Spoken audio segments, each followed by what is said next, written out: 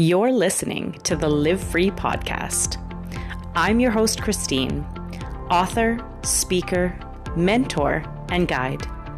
I'm here today to discuss living life after adversity, to discuss living life fully once again, a life of hope, peace, and resiliency, a life fully embodied.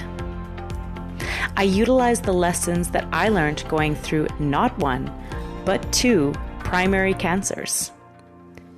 I'm here today to guide you to your joy, turn your pain into power, and lead you back to yourself.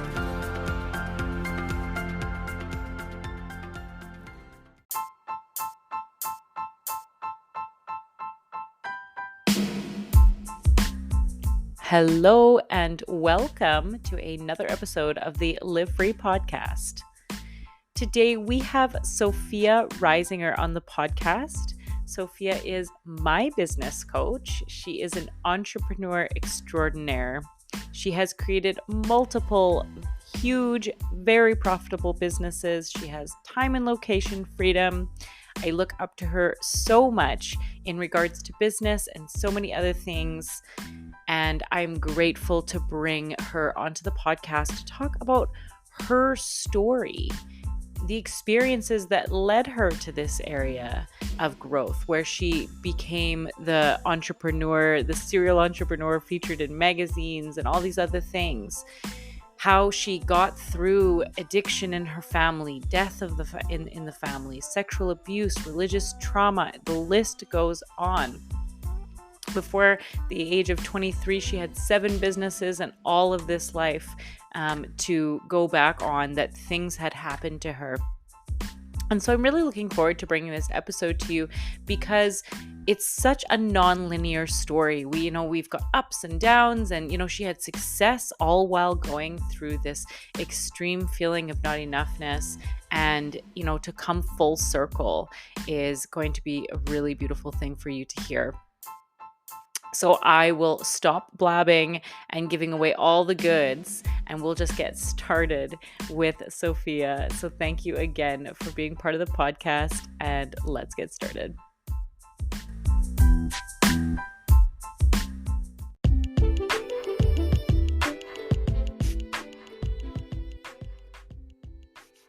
So welcome, Sophia. Thank you so much for coming today.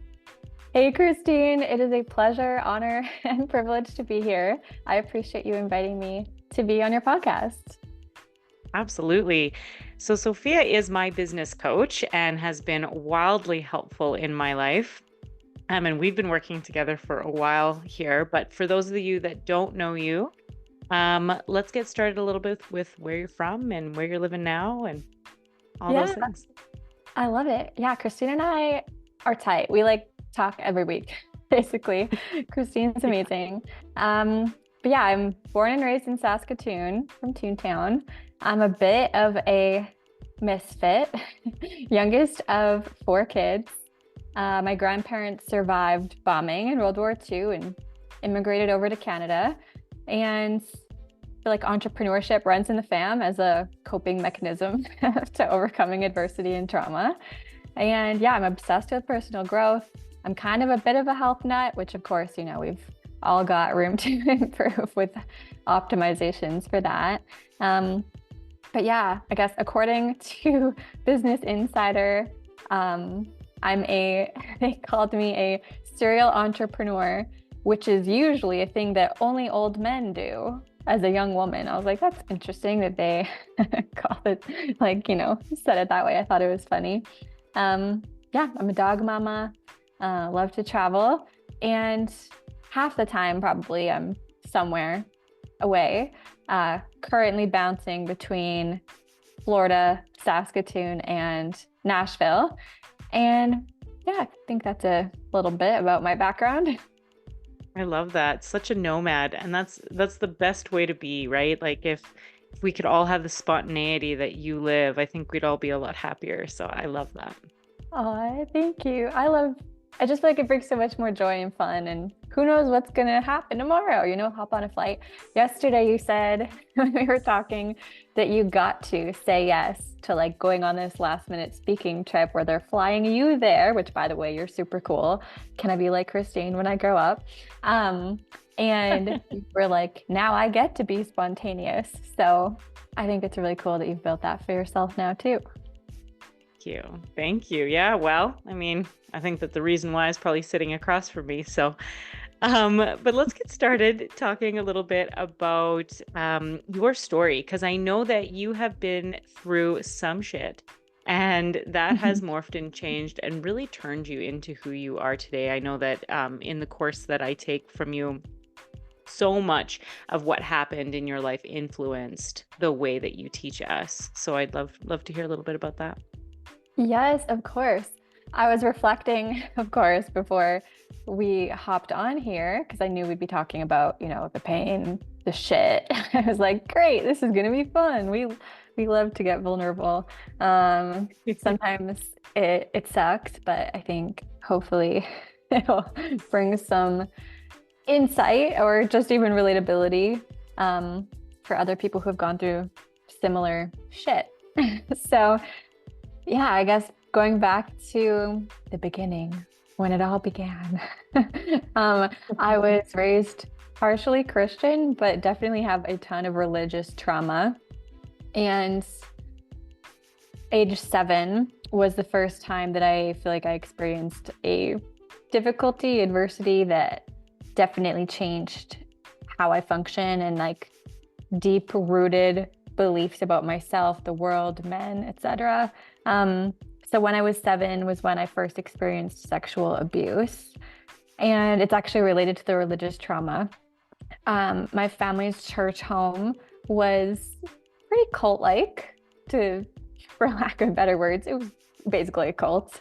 I feel like the spirit of God and what is available with a relationship to faith was broken by men. So it's not like God's fault is how I view it now. But both of my brothers were actually sexually assaulted from an older man who is at this cult.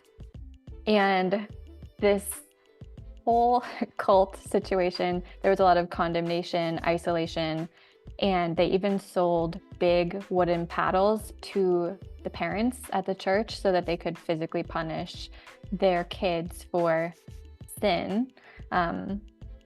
And at the time I had no idea like what sin was. All I knew was that it was painful.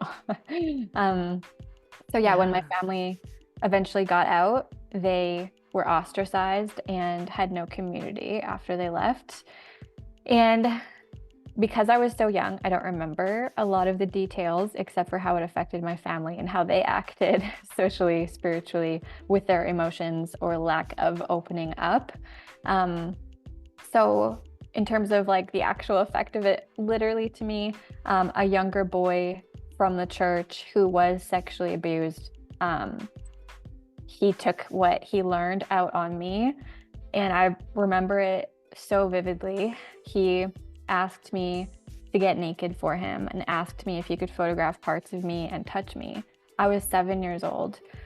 I didn't know that I could say no, and I didn't know that that was someone like coming into my personal space.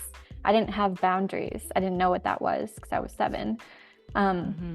And this happened multiple times, in a basement room, in a bathroom. And I just remember it, unfortunately, like vividly. And I never told anyone it happened, never told my parents, never talked to anyone about it, even after I started going to therapy when I was older for other reasons, for other things going on in my family. Like I had suppressed the memory, like blacked it out, like I literally didn't even remember that it happened. Yeah, so that is a crazy thing, I guess, that happened to me. But I know it does happen to a lot of women, not to minimize it, but in different ways, our bodies are preyed on or taken advantage of, and we kind of lose the real meaning of like what it is to have our own sovereignty, our own dominion over our bodies, our souls, like all of that. So I think like subconsciously, or like the paradigm I operated on, because I didn't consciously address it because I was 7, um, I lost my virginity to a guy who I wasn't actually like, who wasn't treating me like I was an exclusive, girlfriend. I just thought I was supposed to give my body to somebody, so I did. And he was someone who cheated on me and didn't even treat me well. But I just thought, that's what I deserve, because I think that really affected me deeper than you would think, because like my family looked like they were put together from the outside looking in.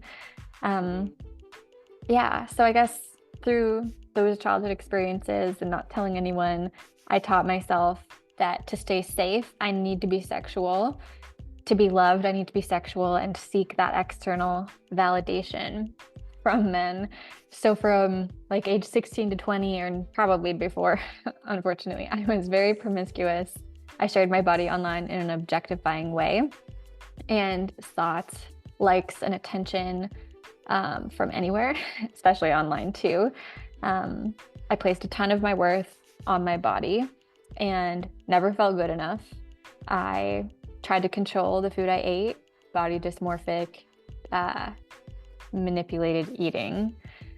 And yeah, I just never felt good enough. So I was just running on this paradigm unconsciously with no idea that that's what was going on. Speaking of like social media, I literally had on my bio at one point, I'm from Saskatoon, want a spoon. I don't remember if this was Snapchat or Instagram, but either way, like what? Like that's so ridiculous. Objectifying, sexual, like ew, like I wasn't even available for that. You know what I mean? Like I was still a girl who wanted a long-term relationship. So I was just weird. Like looking back, it's just like, it makes sense. Connecting the dots, looking backwards, of course it makes sense. But certainly. I'm not like, yeah, that was a great time. Yeah. Totally. I think that I'm sure so many people can identify with what you're saying right now. I know I can, right? Like, I mean, I don't know what it feels like to go through these awful things, especially at the hands of something that's supposed to be safe, like God and religion. But I certainly can identify with this idea that, we were all taught that our bodies are the way that we move forward in life or don't, and the way that they look. And I can't imagine how much deeper that would become after such a traumatic experience like what you had when you were very small. Yeah. Yeah. Definitely like trying to get into modeling and thinking, if I can't be a model, if I can't get myself thin enough to be a model, then I'll try a different route. And then it was fitness modeling. And then it was, well, after my brother passed away, side tangent, my other older brother, he died from a drug overdose right after I graduated high school. And so I kind of went from this like partying, I want to look cool situation to actually being like, okay, let's actually try to be healthy and intentional, but it was still on a superficial change my body way. And that was the first business I started, was online fitness. But yeah, it is very wild how some people will turn the things they've been into, victimhood mentality. Oh, why is life happening to me? Poor me. All these horrible things happened to me, which again, yes, of course, you're technically a victim and literally a victim in certain situations. But you also have the choice of what are you going to do with it? Yeah. Absolutely. I would agree. It's interesting. The first thing that you did after going through all of this and then losing your brother, who, like I know that the background of that is that you've mentioned to me before, is that your family went through a lot, and so they all had different ways of coping with the experiences that they grew up with. And so it sounds to me like after all of that, the first thing you did was turn around and try to work in the fitness industry. So that's very interesting. So what do you think that was initially when you first started working in the fitness industry? What need was that fulfilling? That is a good question. I'm a bit of a psycho, so I'll start with that. And I think it's not a bad thing. but I definitely have always had an obsession of like, how can I make this good? How can I turn this around? What's the silver lining? How can this possibly turn into something worthwhile? Because like when shit happens, like there's a reason for it. I really do believe, I've always believed, even when my faith has lacked or when I've steered absolutely away and have doubted everything. I've still at the back of my mind or deep down been like, I believe there's a plan. There's got to be a reason.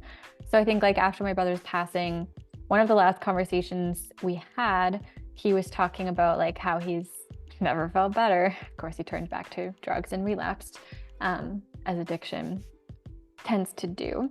But he basically said like, I feel great, I'm fit, I would love to compete in bodybuilding. And so I think a part of it for me was like, he is now not alive and he doesn't have the privilege of life anymore. And so I think Dr. Wayne Dyer, I always think of this quote. It's like he wakes up or woke up in the morning and would just like put his feet on the ground and say, thank you for another day of life. And since my brother's passing, it really was like the greatest, even though it sucked, like a huge blessing, because it taught me like the worth, the value of life.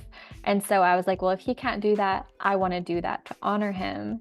And even though it was like a little bit twisted and there was pain within there, and I ended up, pivoting and doing all the things, it did scratch my itch because I had a personal training certification already, loved fitness, loved being in the gym, staying active. It was a good, healthy mental health outlet for me.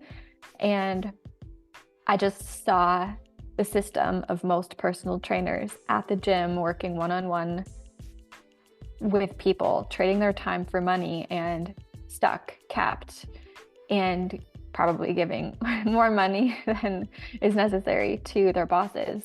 And I was just like, this isn't for me. Like, so I think like my brother's death really pushed me to see what I could make of myself and to not let like fear or what ifs, like what if I fail? What if I suck? Stop me. And it helped me to not care what people think about me. Like, I feel like whenever I go through a dark season, I just have no shits to give. Like, like I would just wear coconut oil in my hair, literally to work. Like at one point I had an in-person sales job and I would just show up with like coconut oil in my hair. Like, I was just like, I don't care. You can think of me what you want. I was still the #1 sales rep when I was like 18. Yeah, I don't know if that answers your question. It does. It certainly answers my question. I love that. Now I know you've had a lot of twists and turns since then. So where did you go from there? Yes, that is a good question. So alongside like my brother's death and that of course impacting my family, like there were lots of fights, arguments, and although of course my parents have love and they like every parent does the best they can, I think just a natural effect of so much chaos going on in the households was I did feel like isolated and neglected and not seen. And so I think I've always felt alone. And my other brother, he was in and out of 22 rehabs and psych wards over the years. Wait, what was your question? Was it what else has happened since then? Was that it? Yeah. Gotcha. Okay. Yeah. In whatever direction you want to go. Cool. So yeah, I think relationships, business, and health are probably the 3 areas that have had a lot of ups and downs and all arounds. From relationships, attracting the wrong men because of the things that I hadn't worked through, and was, my attachment style was like anxious, avoidant, and I didn't have healthy attachment, and I would suppress, avoid, numb, distract, all the things. And then health-wise, well, actually, I'll stick with the relationship tangent and then come back to health. I was with a man for 3 years, and I had this deep desire to get married. And I was kind of like, well, I thought I wanted to marry this guy after a month or 2. Like, of course, it takes time to put it together and see if it's a fit. But my thought was after a month or 2, like, this could work. And 3 years in, he still wasn't there. Went to a Tony Robbins conference and I decided that it wasn't a fit because I wanted a guy to pursue me to the ends of the earth and marry me and build a family. And so I met a different person at this event who I actually thought was just a mentor, like an older man mentor who I thought was a decade older than me. And so after this event, we ended up breaking up and I went off to Bali for the second time. And of course, I was just seeking spiritual healing and all the things. So this man who I met actually ended up like pursuing me very hard. And, I was 22, had no clue what I was doing. And he presented a ring to me and proposed to me after like 2 days of being together, which is psycho. Like that's wild. Hindsight 2020, but he ended up being much, much older than he told me he was. He had an ex-wife and kids. And I think the reason I got to this place of even running off with this guy is because I had given up on myself. I had felt like after all these business startups, which at this point I had 5 or 6, I think it was 5 business startups by this point, ranging from real estate development, aesthetics business, 2 consignment businesses, social media management, whatever. So I was like, nothing I'm doing is creating the fulfillment that I want. I feel like I can't actually help people the way I want to. I can make money from these other things, but I am lacking, like, why am I here? I'm lacking purpose. And I thought just running off with a guy who said he would do it for me would solve all my problems. So naturally, he knew my deepest pain points and deepest desires and sold me on that vision. And so I went off with him, got engaged. I didn't even tell anyone.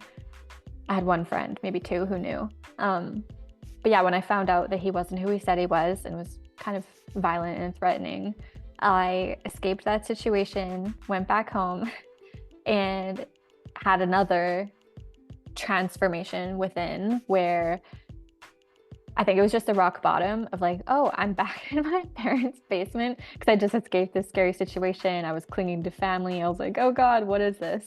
Who am I? What am I doing? And I felt so low and down on myself that I had given up on myself, didn't think I was good enough, quit. Like I quit. And it was from this dark place where I thought I have nothing left. I have nothing left to give. What's the point of being here?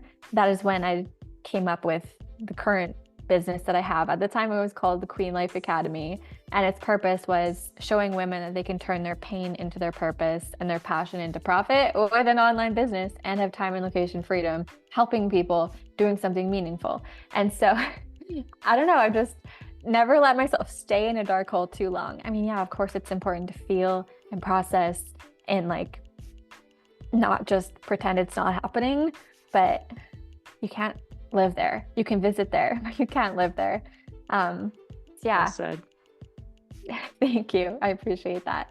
Yeah, that's kind of on the business side. I have 2 online businesses right now, but going back to the relationships that got me into that situation, I ended up getting back together with the guy I was with for 3 years because he was like, I had this revelation that I actually do want to marry you. And I was like, really? That's all I want. Like, I just want to get married and have kids. And that's still low key, I still want that.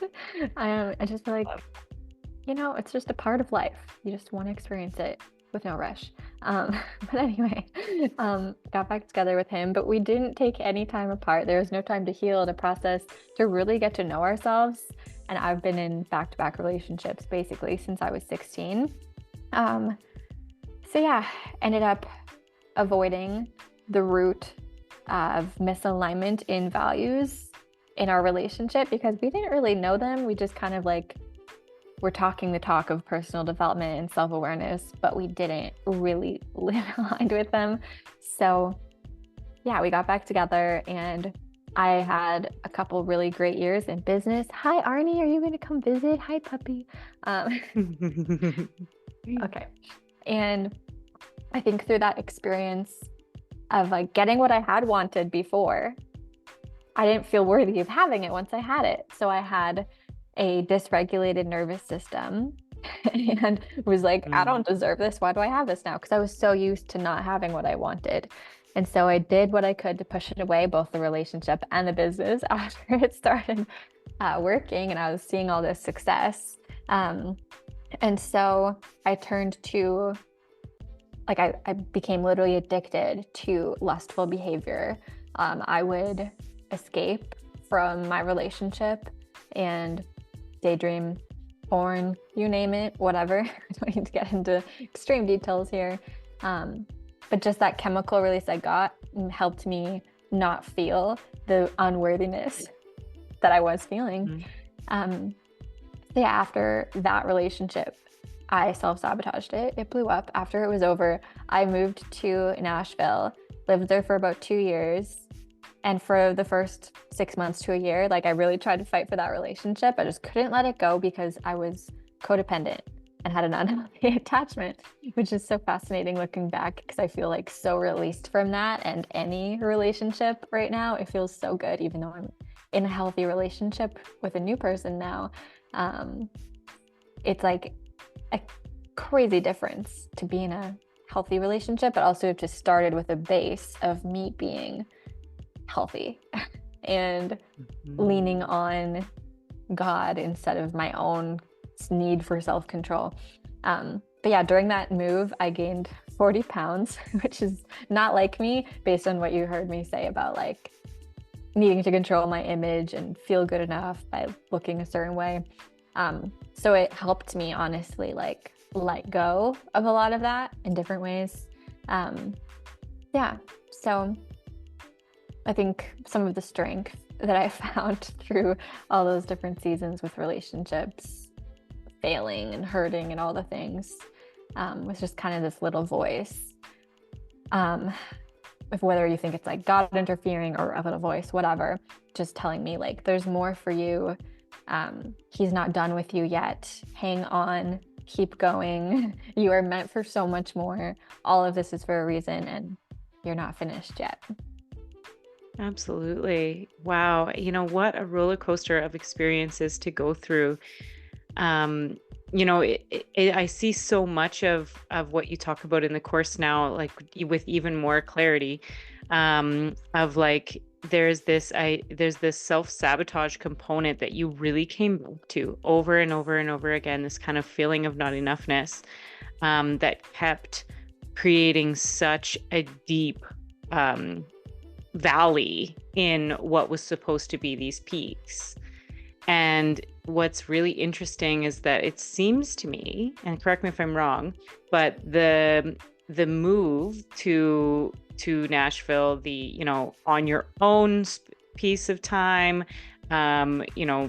feeding yourself, enjoying being part of that whole that whole experience really gave you a pause from everything, and an ability to step back. Because I see so much strength in you since I've met you. So am I correct in saying that that's what that kind of was for you? Yeah. Yeah, I would definitely say so. It's interesting because I feel like a big part of what fueled the initial mission for this business in the first place was that feeling of not enoughness and wanting to help other people physicalize the thing that they want, despite them not feeling like they're good enough to do that thing. And on the way, I mean, it does keep coming up because it's like, if you're used to operating on a certain set of programs and beliefs for the majority of your life, they're bound to sneak in. That's why it's so important to have a higher power and people in your life to help you get out of it. But I think the biggest difference that I found living in Nashville, and again, this is ironic, I think, just based on the fact that I mentioned this religious trauma, was that I healed the root of my religious pain. I went to church in a Bible Belt and actually read the Bible. And I was like, because I used to be that person who was like, ew, Jesus. Like when people say like, I heart Jesus, I was like, that's weird. Like, how could you say that?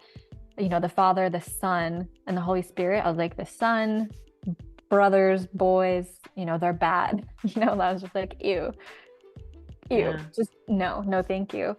And Well, I especially with your upbringing, for sure.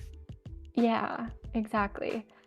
So it took a lot to work through that. And I think that was the piece that was missing previously, because I did therapy. I have spent over 150K on different personal development, business, personal development types, events, mentorships, programming, all the things. All the different alternative healing therapies you can think of, like somatic healing, you know, what is this? Song bowls, like literally any version you can think of. I think the biggest thing that changed going to Nashville was kind of switching from the new age spirituality to more of a faith-based. It feels more grounded to me because of maybe the past, but also I just have an actual relationship to God now, whereas before it was just a relationship to what I wanted. And, manifestation, I can get whatever I want. It was very self-centered.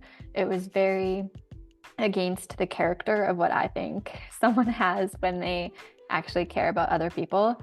So yeah, it was interesting because even though the business was helping people before, I still focused a lot on like, what could I get from it? Which, when I was having $50,000 months when I was 22, 23, I was like, I don't deserve this. This is weird. Like, but I was like, haha, like I'm significant now. I've been featured in magazines now.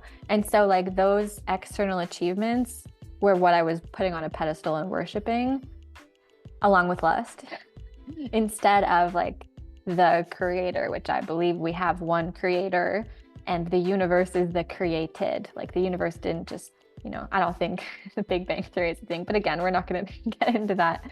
But I really worked on my relationship to God during this time. That's so cool.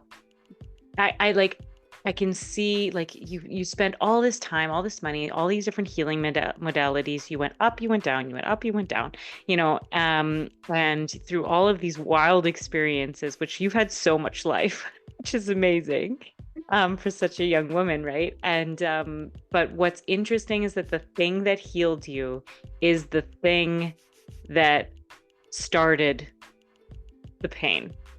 Like it's just it was in a different package than what man had kind of bastardized God into what was a true relationship.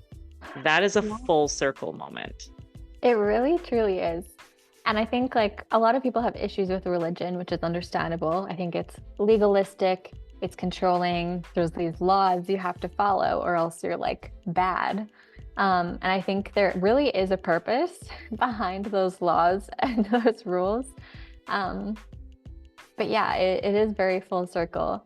And now I have so much faith and joy beyond what makes sense and peace, even when like there's chaos going around me.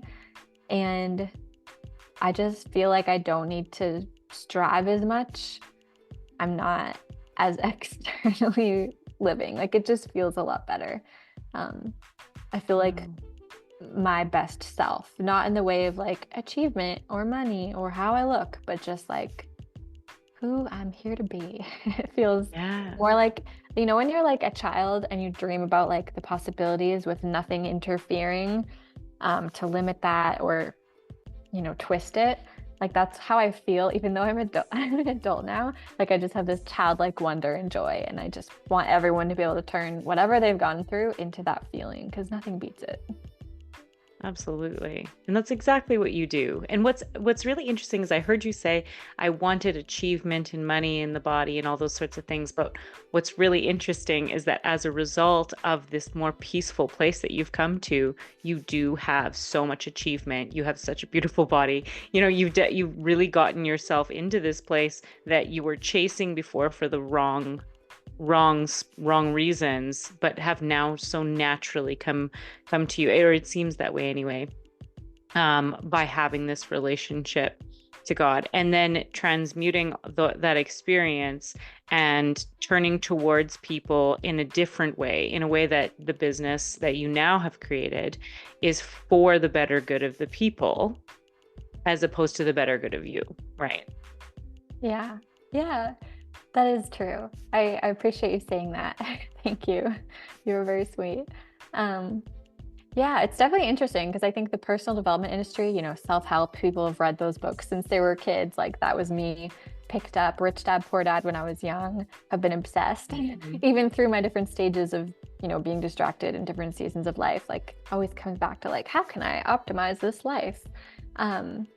Instead of just like journaling affirmations and trying to get the next thing, like now I pray, I go to church, I have I literally have conversations with God, and I try my best to like understand the messages and the morals that are described in the stories in the Bible. And I'm not religious, but I do think living like a Christ-like way does lead to that kind of inner peace and that freedom. So yeah, it's definitely been interesting to get to hear, and even just the ability to like stand up for what I believe to be true, like saying things that need to be said even when no one agrees with it. Like a big thing I am sharing lately is like F the system, healthcare, big pharma, big food. I'm just like, why? And then even women working in the 9-to-5 structure, when we have a hormonal cycle that doesn't allow for us to actually take care of ourselves. So I'm just like, I'm actually saying what I think now, and it feels like I have more authority, because it's not my authority, it's like literal authority of how things are in the world, and I don't need to make shit up. You know what I mean? Yeah. Like, it's one thing to share from your personal story to help other people, and then another to be able to share things that other people are like struggling with too. Amazing. Okay, so you've had some big shifts in the recent years. So what can you talk about now? Like what are you doing now that's really feeling good? That is a good question. What I'm doing now feels good. I would say spending more time with people that I love. Although I've had time freedom and location freedom for 8 years now, I think I didn't really know what I had when I had it, so I wasn't appreciating it before. And now it feels so good to just actually spend time with my family, and to be able to do it in a way where I'm not like projecting or thinking they should all be different than they are, but actually just having like an unconditional like love and appreciation to spend time with people as they are, like come as you are, kind of mentality. So yeah, time with my dog, time with my boyfriend and my parents, because life is short and I just want more time. Like, time is so precious. I think that's probably the biggest thing. That is so great. That truly is a story of turning your pain into something of power. You've gone through all of these experiences. You've gone through this full circle experience, and now you're in this place where you're helping people, and you're helping people from a place that feels like an overflow as opposed to pouring from an empty cup. Like it's just it sounds really, like I said, truly like a full circle moment. I'm curious about what you might tell yourself back in this place where you are feeling completely not enough. I'm thinking about the parents' basement moment. What might be some advice that you'd hand that person? Great question. I think what I would tell myself in all these different moments of struggle and pain and thinking I should be somewhere else, why am I here, why me? Talk about it. Ask for help. Keep no secrets. Don't protect other people at the expense of yourself, and only take advice from people who have the results that you want, instead of just advice from people who might have ulterior motives. Yeah. Fantastic advice. Super solid. I love that. I'm going to write that down somewhere. So good. Especially, yeah, don't take advice from people who don't have the results that you want. Love that. Yeah. Thank you. Yeah. Arnie, it's okay. He's like growling at me now. It's like, feed me.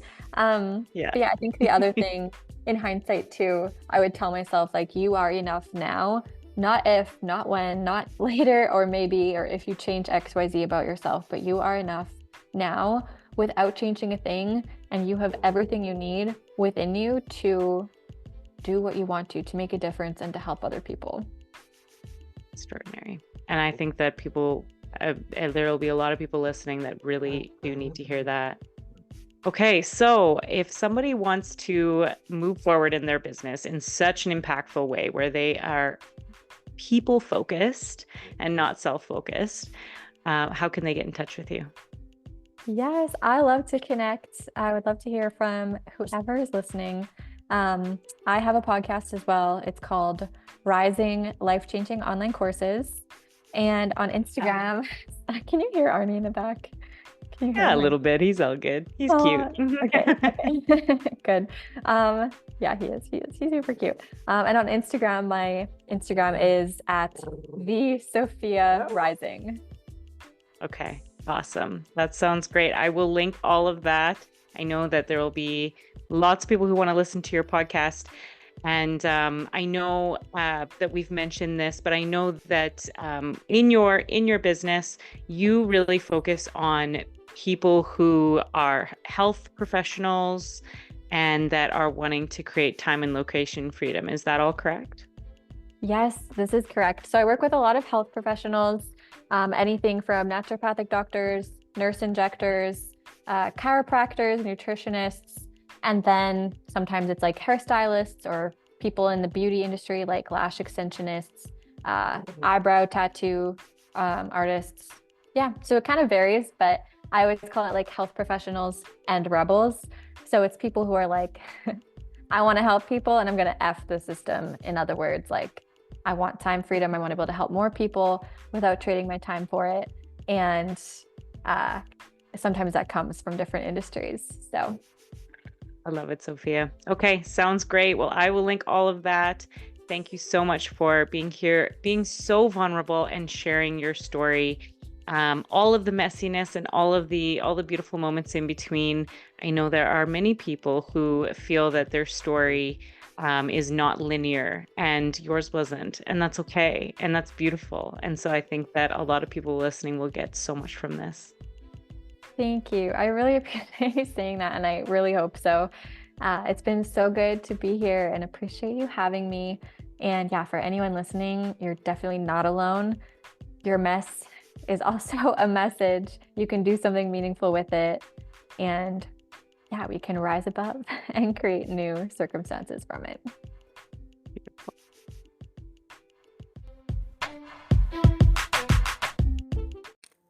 Thank you so much for listening. If you loved this last episode, then consider rating the podcast. Those few seconds that it takes makes a huge difference.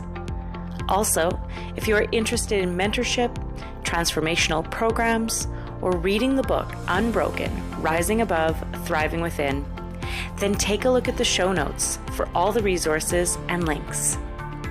Always remember, you can overcome any obstacle. Let's do this together.